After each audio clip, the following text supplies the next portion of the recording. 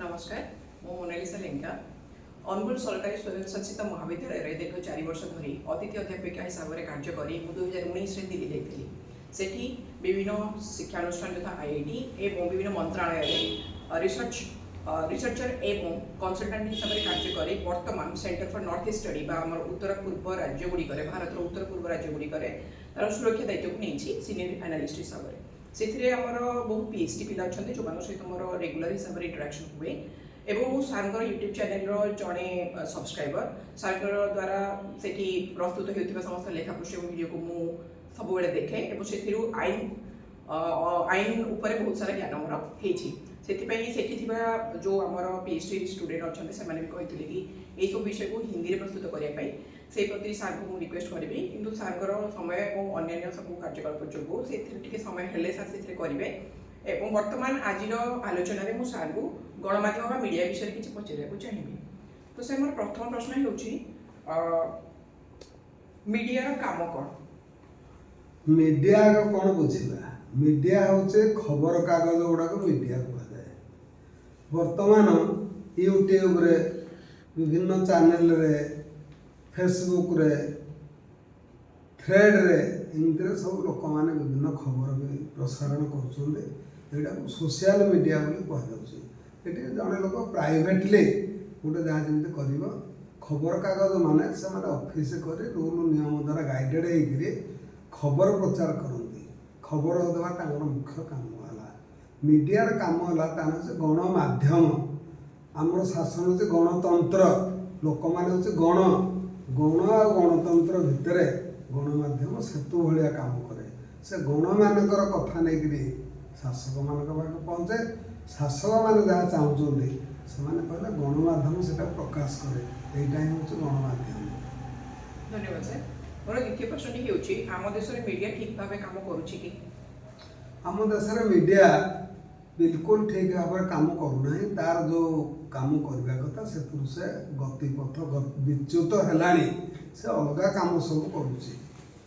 धन्यवाद सर मोर तृतीय प्रश्न होदि मीडिया बेठिक रूपे काम करुच्ची देश और समाजर कौन क्षति हो मीडिया उपर लोक मानकर आस्था बेसी विचार विभाग उपर लोक मानकर आस्था बेसी मीडिया जब भूल काम कला लोक से भूलटा ठीक बोली भावुंट मीडियार काम है भूल धरवा एवं ताको सरकार को कि सरकारी रेक्टिफाइड हो चेष्टा करवा मीडिया जब भूल धरनी मीडिया जब पेड मीडिया टंका नहीं चुप नीरव रम कलानी काम न करवा द्वारा आमर शासन संस्था खराब हो गला लोक मैंने खराब बाटे गले मीडिया वर्तमान से विषय छाड़ी देकर नाच गीत खेल कूद युवाक मातिक देखा लोक मैंने पिला से आकृष्ट हो देखुं ताद्वारा समाजर बा देशर कौन उपकार होनी किंतु सेमानकर टीआरपी बढ़ुचे से टंका पाँच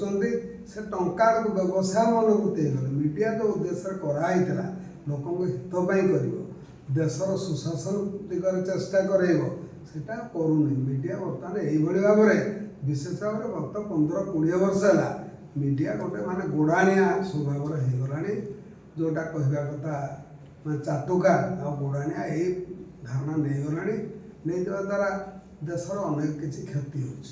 धन्यवाद सर एवं मोर शेष प्रश्न हो सर यार समाधान कौन हो पार यार समाधान हूँ सरकारी समाधान करने कथा सरकार तो एगुड़ाक प्रोत्साहित कर समाधान होगा लोक मैंने सावधान हवा कथा लोक मैंने सावधान होगा नाराज लोक मैंने नाच गीत खेल कूद ये बहुत आग्रही हो जाती सद्य बिहार इलेक्शन देखागला से झीटी 18-19 वर्ष झील से गीत गाँव लोक भोट देदेले से नियम कौन से गले कौन कर से आईन प्रणयन से लेजिस्लेटर आईन प्रणयन से कर आईन कौन तो निजे जाने तार आईन विषय ज्ञान ना से प्रणयन कौन कर से कौन जाऊँ गीत गाइबा तेणु अतीत देखा जो आम राज्यसभा को जो नहीं जाऊँ खेला सिनेमा स्टार से किसी कहूना पार्टी भी फिटना चुप हो बसुँच एगुड़ा कौन माने एक प्रकार सिस्टम कौन तुम्हें करने चाहूँ आईन जगार तुम्हें नहीं खेलुवा लोक बसौच तुम आईन वाला जा खेल ताल तुम आईन वाला जा गीत गा ताल जार फिल्ड जहाँ से किसी जाना दरकार ପାଠ ପଢ଼ିଲେ ଲୋକର IQ ବା ଭାବମୂର୍ତ୍ତି ବଢ଼ିବ, ତାର ଦୂରଦୃଷ୍ଟି ବଢ଼ିବ, ସେ ବିଶ୍ଳେଷଣ କରିପାରିବ। ଜଣେ ଭଲ ଗୀତ ଗାଉଛି ଆମେ ତାକୁ ମନା କରୁନୁ, ଜଣେ ଖେଳୁଛି ଖେଳୁ, ତାଙ୍କୁ ସେଇ ବିଷୟରେ ତୁମେ ରିଗାର୍ଡ଼ ଦେବା ଦରକାର। ତାଙ୍କୁ ନ କରିକି ତୁମେ ଭୋଟଟେ ପାଇବ ବୋଲି ଆସ, ଆମ ସାଙ୍ଗରେ ମିଶିକିରି କର। ଏବଂ ଗଣମାଧ୍ୟମ ମଧ୍ୟ ସେଗୁଡ଼ାକ ବହୁତ ପ୍ରୋତ୍ସାହିତ କରି ଦେଖାଇ ଦେଉଛି। ଲୋକମାନେ କିଛି ବୁଝୁନାହାନ୍ତି, ତେଣୁ ସେ ଗଣମାଧ୍ୟମରେ ଏଇଟା ଗୋଟେ ବିରାଟ ଭୁଲ କାମ କରୁଛି। ଆଜି ଯଦି ଦେଶର ବେଶୀ କିଛି ତଳିତଳାନ୍ତ ବା ଖରାପ ହେଇଥାଏ, ସେଥିରେ ବହୁ ମାତ୍ରାରେ ଗଣମାଧ୍ୟମ ଦାୟୀ। ଗଣମାଧ୍ୟମ ସରକାରଠୁ ବି ଅଧିକା ଦାୟୀ। ଇଏ ଯାହା ଦେଖାଇ ଦେଉଛି ଲୋକ ତାହା ଦେଖୁଛନ୍ତି। ଗଣମାଧ୍ୟମ ନିହାତି ବ୍ୟାନ୍ ହେବା ଉଚିତ। ଗଣମାଧ୍ୟମକୁ ବ୍ୟାନ୍ ନ କରୁଛ ଯଦି ତାକୁ ଏଇଗୁଡ଼ା ଯିଏ ପ୍ରକାଶ କରିବ କର ନାହିଁ। ଆଉ ପେପର ଗୁଡ଼ା ଦୁଇ ଭାଗରେ ବିଭକ୍ତ ହେବା କଥା। ଗୋଟେ ହେଉଛି ନ୍ୟୁଜ୍, ଆଉ ଗୋଟେ ଖେଳ ଇତ୍ୟାଦି, ଦୁଇ ଖଣ୍ଡ ହେବା ଦରକାର। ଯିଏ ଖେଳ କିଣିବ କିଣ, କିନ୍ତୁ ତାକୁ ତୁମେ କମ୍ପଲସରି ବିକ୍ରି କରିପାରିବନି। ଆଜି ପେପରଟେ କିଣିଲେ ମୂଳରୁ ଗୋଟେ ବଡ଼ ଚିତ୍ର ଆଗ ପାଇବ, କାହାର ନା ଗୋଟେ ବ୍ୟାଟ୍ସ ଧରି ଠିଆ ହେଇଛି, ପଛ ଆଡ଼କୁ ଯିବ କ'ଣ ନା ଗୀତ ଗାଉଛି ହାରମୋନିୟମରେ। What is this? ଏଗୁଡ଼ା ହେବା ଦ୍ୱାରା ପିଲାମାନେ କାହିଁକି ପାଠଶାଠ ପଢ଼ିବେ? ବୈଜ୍ଞାନିକ କେଉଁଠୁ ସୃଷ୍ଟି ହେବେ? ଲୋକଙ୍କର ଦୂରଦୃଷ୍ଟି କୁଆଡ଼େ ବଢ଼ିବ? ଲୋକମାନେ ଏଇଥିରେ ମାତିକିରି ଆଉ ଦେଶ ପ୍ରେମ କ'ଣ, ଦେଶ ସେବା କ'ଣ, ଏ ବିଷୟରେ କିଛି ଜାଣୁନାହାନ୍ତି। ଲୋକ ଗୁଡ଼ା ଅନ୍ଧ ହେଇଯାଉଛନ୍ତି। ଲୋକ ଏଇଥିରେ ଭାବିଲା ବଢ଼ିଆ ହେଲା। କ'ଣ ବଢ଼ିଆ ହେଲା? ଜଣେ ଗୀତ ଗାଇଲା, ଏବେ ତାଙ୍କୁ MLA କରାହେଲା, କ'ଣ ତାର ତ ଉପକାର ହେଲା। ତୁମେ ଯେଉଁ ଅନ୍ଧଭକ୍ତମାନେ ଇଆଡ଼େ ତାଳି ମାରୁଛ, ତୁମର କ'ଣ ଉପକାର ହେଲା? ଆଉ ଯଦି ଉପକାର ହେଲା, ପୁଣି ପାର୍ଟି କରୁଛ ଚାକିରି ପାଇଁ କାହିଁକି? ତେଣୁ ଗଣମାଧ୍ୟମ ଯଦି ଗୋଟିଏ ସମାଜର, ଗୋଟିଏ ଦେଶର ଗଣମାଧ୍ୟମ ଖରାପ ହେଇଗଲା ମାନେ ସେଠୁ ଶାସନ ଖରାପ ହେଇଯିବ ଏବଂ ଲୋକମାନେ ନିଶ୍ଚିତ ଭାବରେ ହୀନସ୍ତା ହେବେ, ଯେଉଁଟା ବର୍ତ୍ତମାନ ଭାରତବର୍ଷର ଅବସ୍ଥା। ଧନ୍ୟବାଦ ସାର୍। ମୁଁ ଆଶା କରୁଛି ଆଜିର ଆଲୋଚନାର ଉପକାର ସମସ୍ତ ସବସ୍କ୍ରାଇବର ମାନଙ୍କ ପାଖରେ ପହଞ୍ଚିବ ଏବଂ ଆପଣ ସମସ୍ତଙ୍କୁ ଅଧିକ ଅନୁରୋଧ କରୁଛି କି ଆପଣ ଆଉ କିଛି କହିବେ ଆଉ କିଛି କହିତାଲେ ଏବଂ ମୁଁ ଆଶା କରୁଛି ସମସ୍ତ ଦର୍ଶକମାନେ ଏହାକୁ ଲାଇକ୍ ସବସ୍କ୍ରାଇବ୍ କରିବେ। ମୁଁ ଆଉ ଟିକେ କହିବା ପାଇଁ ଚାହୁଁଛି ଗଣମାଧ୍ୟମ ଉପରେ। ଗଣମାଧ୍ୟମ ଏଇ ଯେଉଁ ଆମର ସୋସିଆଲ ମିଡ଼ିଆ ରହିଛି, ସେ ବି ଗୋଟେ ଗଣମାଧ୍ୟମ ହେଇଯାଇଛି। ସେଥିରେ ବହୁତ ଅସଭ୍ୟ, ଭ୍ରଷ୍ଟ ଆଉ ନନସେନ୍ସ କଥା ବାହାରୁଛି। ସେ କଥା ଗୁଡ଼ା ବହୁତ ଲାଇକିଂ, ଲକ୍ଷରେ ଲାଇକିଂ, ଏବଂ ଲୋକମାନେ ତୁଳନା କରି ବସୁଛନ୍ତି। କାହାକୁ? ମିସେସ୍ ଡ୍ୟାସ୍ ପଣ୍ଡା ସହିତ କେଉଁ ଅଧ୍ୟାପିକାକୁ ତୁଳନା। ଆରେ ଏଇଟା ତୁଳନୀୟ ଜିନିଷ ନୁହେଁ। ସେ ଗୋଟେ ଫାଲତୁ ଲୋକ, ନାଚ କରୁଛି, ଗୀତ ଗାଉଛି, ତୁମେ ଗୋଟେ କେଉଁ କଲେଜର ପ୍ରିନ୍ସିପାଲକୁ ନେଇକି ତା ସହିତ ତୁଳନା କରୁଛ।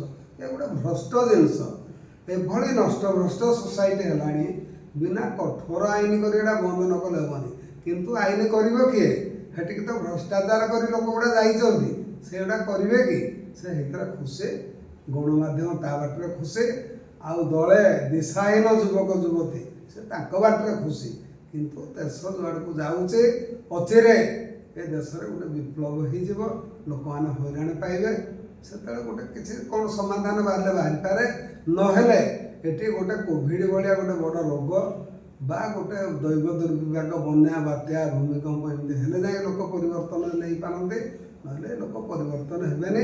ଏମାନେ ଏତେ ଖରାପ ଆଡ଼କୁ ଚାଲିଗଲେଣି ଯେ ସେମାନେ କଥା ଆସିବା ଦରକାର ନାହିଁ। ଆମେ ଭିଡ଼ିଓ କରୁଛୁ, କେହି ଦେଖୁନି। ହେଲେ ଯଦି ମୁଁ ଏଠି ନାଚ କରନ୍ତି, 2-3ଟି ଝିଅ ଠିଆ କରିକିରି, ବହୁତ ହେଇଯାଆନ୍ତା। ଏଗୁଡ଼ା ଆମେ ଭ୍ରଷ୍ଟ କାମ କରିପାରିବୁନି। ତୁମେ ଦେଖିଲେ ଦେଖ, ଦେଖିବା ଉଚିତ, ଦେଖିଲେ କିଛି ଶିଖ। ଆମେ ଅନେକ କଥା କହୁଛୁ, ଲୋକ ଶିଖୁନାହାନ୍ତି, ପଢ଼ୁଆ ପଢ଼ିଲେ ଆସୁଛନ୍ତି।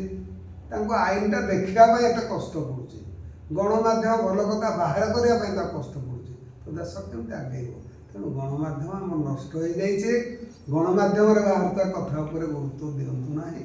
ଆପଣମାନେ, ପିଲାମାନେ, ଦର୍ଶକମାନେ ସମସ୍ତେ ଭଲ ଭାବରେ ଜ୍ଞାନ ଆହରଣ କରନ୍ତୁ। ଜ୍ଞାନ ହିଁ ତୁମକୁ ହେଲ୍ପ କରିବ।